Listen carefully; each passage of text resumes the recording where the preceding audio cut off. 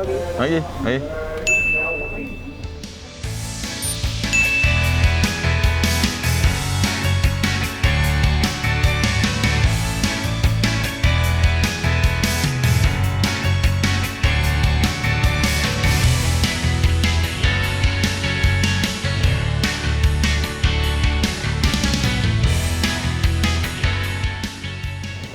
Selamat pagi Pak Hadi, sehat Pak? Pak, untuk agenda pada pagi hari ini akan ada tag untuk video YouTube PT GS Baterai ya Pak. Ada pendapatnya di sebelah sana Pak, mari Pak.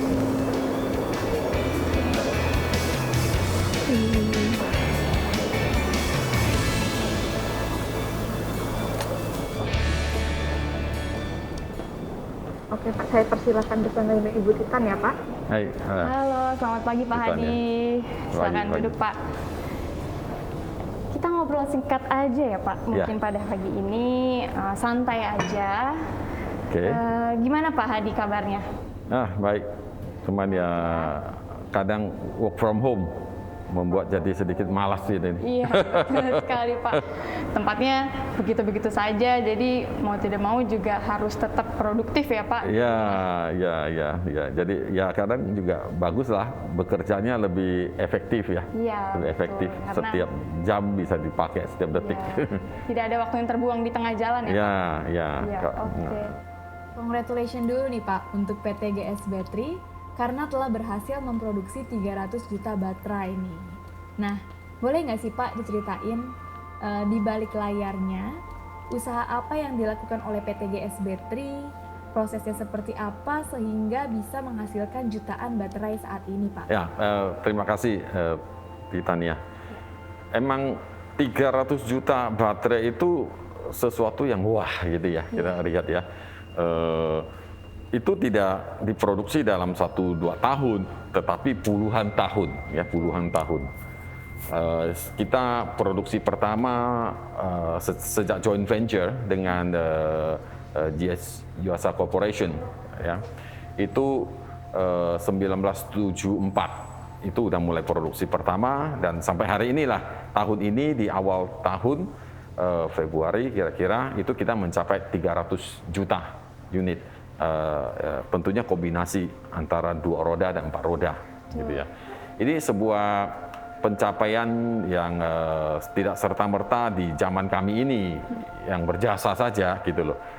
Kita ini di zaman kami ini ya yang beruntung lah, ya bisa pas di 300 juta itu jatuh di eranya kami dan ini sebuah refleksi buat teman-teman kami di GS Baterai juga bahwa sebuah produksi, sebuah improvement yang berkesinambungan itulah yang mengantarkan GS Baterai mencapai 300 juta unit ini, ya. Luar biasa.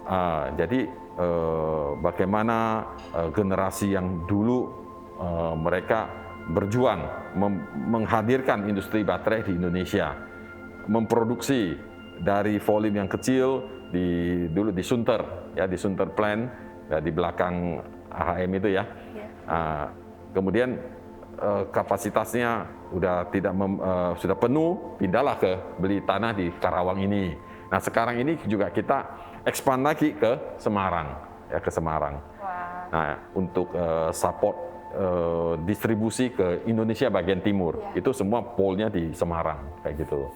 Nah dan Semarang di sini dengan adanya tol yang baru ya, that's very good gitu ya. Nah jadi 300 juta ini sebuah produksi, sebuah proses yang panjang, ya, yang panjang dengan segala jatuh bangunnya, berbagai krisis dunia telah menghantam kita pada zaman-zaman sebelumnya dan sekarang pun kita terhantam oleh pandemi dunia, gitu loh. Beda level. Nah, beda level. Setiap generasi, setiap momen itu ada semua challenge lah, ada challenge ya. Bagaimana hanya perusahaan-perusahaan dan karyawan-karyawan atau kalau di Astra kami sebutnya insan Astra lah, gitu ya. Bagaimana kami memperjuangkan itu dengan sebuah pakem, ya, sebuah sistem yang baik. Nah, itu yang menjadi sesuatu yang menjadi teruji lah, kayak gitu. Dengan prosesnya yang puluhan tahun, dan juga mau tidak mau harus mengikuti perkembangan ya Pak. Industri juga yang sangat pesat, kemudian perubahan mungkin profil karyawan dari PT GS Battery ini sendiri. Nah, yang membuat saya tertarik itu, untuk tema dari event ini kan Legacy for a Better Tomorrow ya Pak. Mungkin bisa diulik dan diceritakan Pak, mungkin ke kita. Legacy itu seperti apa sih Pak? Hal konkretnya dan apa yang sebenarnya Bapak ingin estafetkan ke depannya? Ya, itu mungkin kata yang benar, estafet gitu ya. Legacy is a estafet. Saya terima legacy dari pendahulu-pendahulu saya ya sampai hari ini, apa yang mereka lakukan, dan jangan lupa bahwa setiap perkembangan, setiap kegiatan bisnis itu subjek kepada waktu ya. Zaman dulu sama zaman sekarang nggak ada lagi, mungkin orang nggak mau beli lagi barang-barang yang zaman dulu ya, katanya udah jadul lah. Nah, ini bagaimana kalau barangnya sudah nggak dipakai, tapi kalau mindsetnya masih jadul, bagaimana kita bisa facing the future? Itu nggak bisa. Nah, dengan adanya 300 juta unit battery production ini, ada sebuah momentum untuk encourage our employee to facing a better future, better tomorrow, ya, melalui perombakan besar-besaran. Yang pertama yang kami lakukan adalah mengangkat pola pikir lama yang sudah usang terhadap waktu. Itu harus diubah mindsetnya, ya. Mungkin dulu seperti ini oke kok, nggak ada masalah. Nggak bisa bersaing lagi dengan di masa depan, nggak bisa kepakai lagi. Ya sudahlah, dimuseumkan saja. Nah, ini bukan hanya di produk, tetapi di mindsetnya orang ini atau di kultur, culture, sebuah orang yang menghasilkan kultur sebuah perusahaan. Ya sekali lagi dalam bimbingan GS kami di headquarter di Jepang dan juga head office kita di Astra Auto Parts atau di Astra Insan Astra ini. Nah, ini kita kombinasikan dari sistemnya, kontrolnya, ya, fasilitinya, itu semua kita rombak sesuaikan dengan masa depan. Nah, kita tahu sebentar lagi electric vehicle akan luncur berapa tahun, 10-20 tahun lagi atau 30 tahun lagi, semua mungkin sudah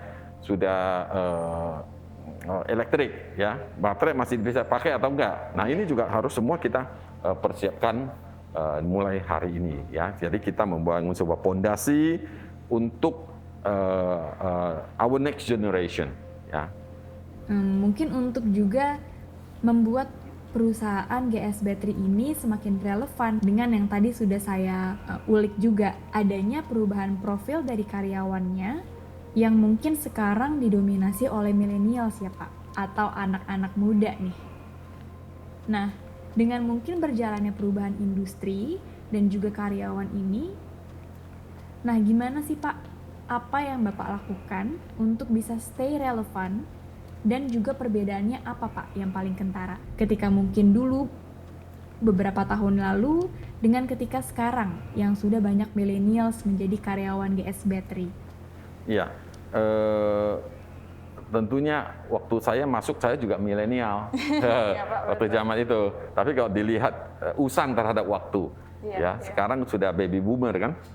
Kamu yang milenial lah, atau I can say dari milenial sampai dengan X, Y lah, X ya, X, Y, Z, X ya, dari X. Nah kayak gitu lah. X sih dengan cepat karena X sih udah some experience mereka udah punya. Kalau milenial itu, kalau cerita milenial pure milenial, mereka tidak bisa berbuat banyak lah karena baru keluar dari SMA kah atau universitas kah kayak gitu ya. Harus banyak yang mereka pelajari. Saya selalu katakan kepada milenial yang ada sekarang ini, jangan mulai dari nol. Milenial jangan mulai dari nol. Apa yang sudah pendahulu lakukan, generasi sebelum lakukan, surpass, yaitu lewatin kayak gitu ya. Lihat oke atau tidak sesuai dengan zamannya mereka, dianalisa dan disurpass. Nah, buat apa lagi kita cari teori-teori, rumusan-rumusan, cari tahu dari mana? Nggak perlu, sudah ada di dunia, tinggal ambil. Apalagi teknologi informatika sekarang kan juga sudah cukup banyak gitu ya. Milenial yang masih utak-utik di sesuatu yang sudah ada, saya meragukan tuh jiwa milenialnya, gitu kan. Milenial harus betul stand on the last point, gitu loh. Harus selalu di atas, harus semangat untuk itu. Ya, jangan mulai dari nol lah. Dan masih banyak lagi milenial. Banyak lah, Indonesia juga generasi yang paling kaya sama milenial kan. Nah, bagaimana kita mendidik milenial ini yang memiliki akhlak yang baik, ya, morality yang baik, nasionalisme yang baik. Ini penting. Morality, nasionalisme ini saling terkait. Ya, moralmu jelek, kamu jangan bicara I'm nasionalis lah, tidak bisa. Kamu bukan nasionalis kalau kamu moralmu kayak gitu. Ya. Masa yang akan datang adalah kewajiban kita, kewajiban saya, kewajiban kita milenial, dan kewajiban semua orang. Ya, selama mereka masih bisa berjuang, ya mereka harus berjuang untuk sebuah nasionalisme yang baik. Milenial jangan mulai dari nol, enhance nationality dan juga akhlak yang baik, ya akhlak yang baik. Ya sekarang namanya hoax banyak sekali ya. Nah itu bagaimana cara para milenial mereview. Nah itu juga sesuatu yang ya harus dicermati oleh milenial. Nah kembali ke dunia industri seperti kami ini dan para milenial, saya senang melihat satu perusahaan itu kalau banyak milenial, saya bilang perusahaan ini ada harapan. Kalau perusahaan yang sudah tua-tua, masih bercokol di situ, tidak ada regenerasinya, saya katakan this company tidak ada harapan. Ya saya senang melihat anak-anak saya yang muda-muda. Saya selalu encourage mereka. Saya mendorong untuk maju, bebas berpikir, ya. Nah, hal-hal seperti itulah. Jadi milenial itu harus membangun kemampuannya dia itu secara mendalam dan tinggi, dalam dan tinggi. Ya, milenial harus membangun kemampuan mereka itu berupa pilar-pilar yang tinggi kemampuan mereka. Dengan begitu pilarnya generasi muda ini nggak usah mikir-mikir samping-samping dulu, ya. Specialty kita itu, main pilar kita itu ditentukan dulu, sehingga masing-masing milenial itu tumbuh dengan pilar yang tinggi-tinggi, besar-besar, sehingga nanti ada yang menjembatani pakai plat, itu udah selesai.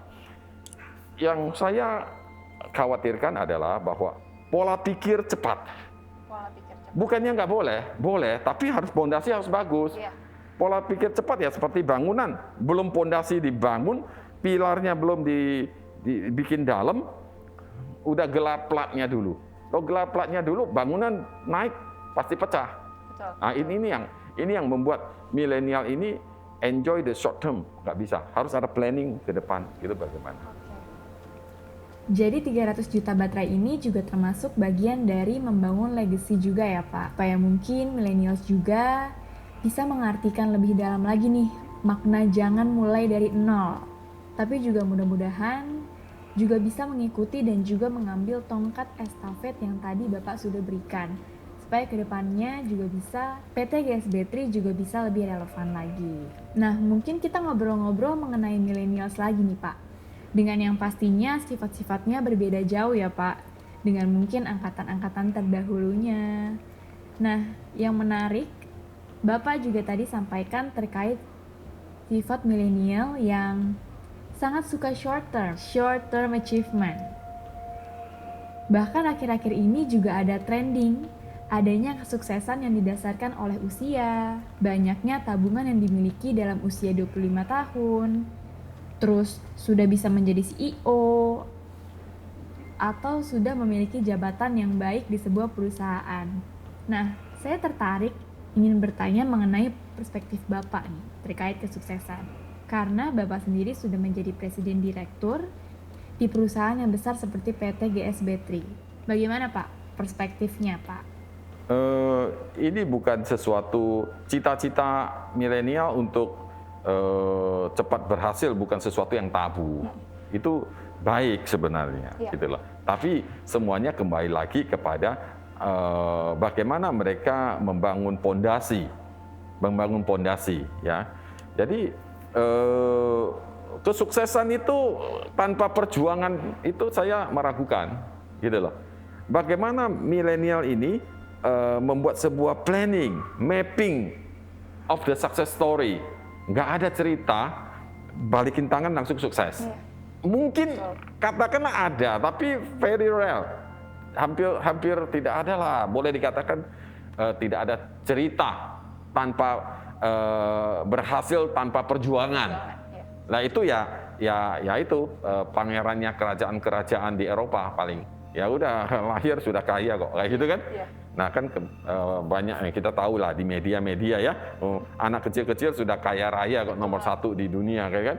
Nah itu nggak ada bagi milenial. Kalau milenial itu pejuang pada eranya mereka itu, mereka harus berjuang dari sejak mereka di usia mereka itulah, mereka harus sudah mulai berjuang, memetakan planning ke depan. Kalau saya, ya minta maaf, zaman dulu kan nggak ada cerita milenial zaman saya itu, nggak ada milenial generasi XYZ dan sebagainya ya, itu nggak ada. Yang merasanya ya anak muda, ya. Mas dulu kan masih kamu belum 40 tahun nggak boleh jadi general manager, itu masih ada itu zaman dulu, zaman saya itu. Oh ya saya berarti harus berhasil, harus tunggu saya tua ya baru berhasil lah, itu pola pikir yang kadang misleading gitu loh. Nah setelah kita melihat bahwa ya ini sesuatu yang tidak baik, milenial nggak bisa dikekang gitu, tapi harus diarahkan, harus bisa kita arahkan. Milenial itu juga harus berjuang ya, nggak ada kesuksesan tanpa perjuangan. Ya, itu baik milenial maupun the boomer itu nggak ada cerita ya. Nah jadi link kepada yang saya katakan don't start from zero itu adalah di situ. Milenial harus lebih sukses, lebih cepat sukses karena mereka ditunjang dengan teknologi, data dan sebagainya yang bagus gitu ya, sehingga mereka dengan gampang tidak perlu mulai dari nol sebenarnya kayak gitu loh. Nah itu harus dipakai. Memetakan masa depannya mereka. Jangan takut-takut ini betul nggak, itu betul nggak. Jangan, langsung aja laying your plan, laying your future plan. Lakukan step by step. Ya, 1000 miles start from a step. Itu udah harus mendarah daging gitu loh. CEO, urusan CEO target sekian saya harus jadi CEO, bagus. Tapi CEO cap apa? Gitu loh. CEO yang betul-betul bagus. Ya, yang lihat sukses story-nya orang bagaimana, oh bagus gitu loh, targetnya berhasil, ada yang mencapai get banyak saving dan sebagainya kan, banyak saving, banyak ini, it's fine, itu boleh-boleh saja, sah-sah saja. Tujuan, kalau dia kaya kan negara nggak perlu biayai dia, bahkan dia bisa menghidupi banyak orang, nah, sehingga negara terbantu gitu loh. Dan jangan juga berpikir bahwa kehidupan ini punya strata dari atas sampai bawah. Nggak ada semua. Kalau mau pilih semua mau jadi CEO kayak gitu ya.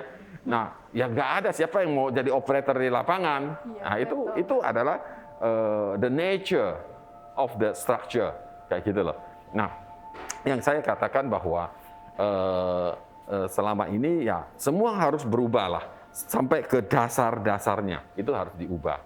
Karena dunia ya, kita lihat negara-negara lain di China, Amerika, Singapura, Jepang gitu ya. Wah itu lihat bagaimana milenial mereka kerja. Nah kita harus lihat.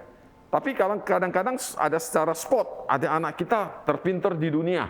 Ya, kemarin saya lihat, loh orang Indonesia tuh banyak anak ini. Nah, gitu loh. Sampai kita kaget. Muncul di dunia. Nah, nggak lama lagi muncul lagi satu di dunia. Iya. Apa kita kalah dengan mereka? Tidak. Milenial kita tidak kalah dengan milenial bangsa lain gitu loh. Tapi emang harus di guide lah, yang tua yang guide, yang muda yang belajar, gitu ya. Nah, saya selalu katakan saya paling suka di mana-mana interview saya selalu pakai filosofi pendidikan Ki Hajar Dewantara, ya Tut Wuri Handayani dan sebagainya gitu ya. Ingarso Sungturodo, Ingmadio Mangunkerso, Tut Wuri Handayani. Nah, 3 itu tidak usang dimakan waktu. Coba lihat tuh, pada zaman perjuangan itu Bapak Pendidikan Nasional ini bisa memikirkan sesuatu untuk the next generation. Bagaimana peran di sini, di tengah dan di ujung sana. Nah, itu peranannya sudah disebutkan. Nah, tinggal kita kembangkan di situ, ya. Nah, gitulah. Oke, siap Pak. Sambil kita ngobrol-ngobrol nih Pak, enaknya sambil ngelihat pabrik dari PT GS Battery juga Pak. Boleh. Oke, kalau gitu. Boleh. Ayo Pak. Ayo. Nah, ini sekarang tadi kita udah di head office ya. Ya, Sekarang kita ya. lihat pabriknya, ya, ke pabriknya. Ini ada factory keempat yang kita punya ya. Nah, kita coba-coba lihat ke sana. Ya, boleh. Jadi ini pembuatan 300 juta baterai tadi ya Pak? Semuanya dari sini? Ada ya. Nah, keluarnya dari sini. Keluarnya dari sini. Siap. Oke, Pak Hadi. GS Battery ini kan merupakan perusahaan yang besar ya Pak? Perusahaan aki terbesar di Indonesia. Ya. Boleh dijelaskan nggak Pak? Visinya seperti apa? Dan mungkin dalam kurun waktu 5 tahun, apa yang ingin dicapai oleh PT GS Battery ini? Ya, tentunya pembangunan manusianya yang akan kita perjuangkan ya. Jadi dari manajemen produksi yang kita kenalkan dari yang tadi saya katakan, kita membongkar yang lama masuk ke yang baru ya. Nah, dari situ kita membuat program-program untuk kesiapan dari manajer-manajer dari lini depan produksi kita. Ya. Itu salah satu dari pembangunan manusianya. Kemudian dari produknya tentunya kita ikutin istilahnya itu frontlinernya, yaitu ATPM, Toyota, Daihatsu, Suzuki, Hino, dan macam-macam. Ya, nah itu kita tergantung mereka punya produk apa, kita desainkan lagi. Karena baterai ini ya dari teknologi dari tahun ke tahun selalu ada perkembangan yang baru. Nah itu kita selalu ini follow lah apa yang mereka canangkan gitu ya. Nah di samping itu juga kita udah masuk ke industri baterai. Industri baterai itu adalah energi alternatif. Itu juga kita perlu baterai juga yang kita juga sedang kembangkan ke depan. Nanti mungkin 1-2 bulan lagi kalau Anda ke sini bisa lihat di depan kita itu nanti ada dari energi surya gitu ya. Ya. Nah sekarang kita udah coba energi surya yang di head office yang di depan itu sebagian udah pakai energi surya yang di lantai 4-nya kita itu sudah ada panel surya juga di situ. Nah itu nanti dalam 5 tahun ke depan selain meneruskan proyek-proyek baru itu juga nanti industri baterai kita perdalam dan perkuat. Dan juga ada electric forklift itu untuk traction battery itu juga kita tetap follow up itu. Oke. Kira-kira begitu. Mungkin untuk kondisi seperti ini Pak, kondisi yang mungkin sedang pandemi, apakah proses produksi untuk baterainya sendiri terhambat? Dan bagaimana sih di dunia ini terkait industri baterai saat ini? Ya, baterai kan sesuatu yang nggak bisa tahan. Kalau baterai rusak, mobil nggak bisa jalan. Betul, ya. betul. Pandemi, ambulance nggak bisa jalan juga. Iya. Itu sesuatu yang penting baterai. Dan orang perlunya itu the real time, perlu. Nah, oleh sebab itu di marketing kita selalu nyamperin di mana saja mereka ada. Di marketing kita bisa tinggal puter nomor 15 di mana saja mereka bisa samperin.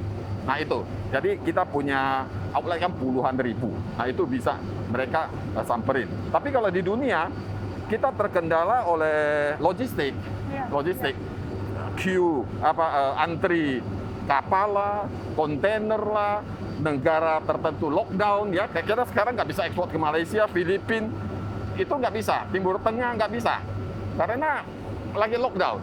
Nah kayak gitu, itu masalah. Kemudian juga barang-barang dari mereka yang kita import untuk raw material itu juga terhambat. Ini kendala besar bagi kita. Tapi dari segi permintaan dalam negeri, karena kita ini aftermarketnya cukup kuat ya. Nah jadi kita tetap ada terpengaruh lah kira-kira 20-30%.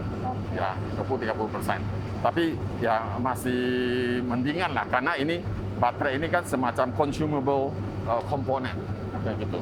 Oke. Lalu apa Pak kira-kira solusi dari PT GS Battery ini sendiri untuk setidaknya mempertahankan achievement dan tetap memproduksi baterai dengan kualitas yang sebaik mungkin?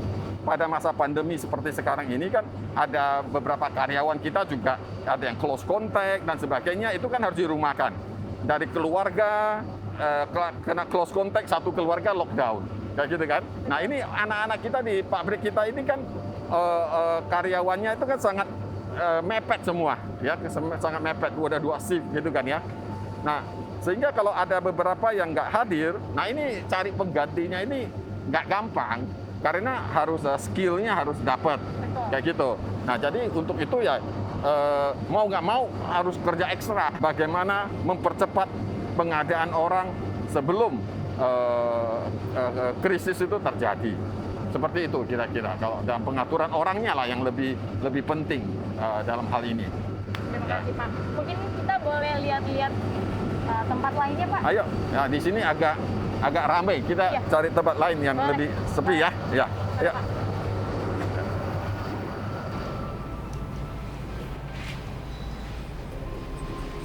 Oke Pak Hadi, Ya. tadi kita sudah berkesempatan nih untuk keliling-keliling kantor dan juga pabrik dari PT GS Battery ini.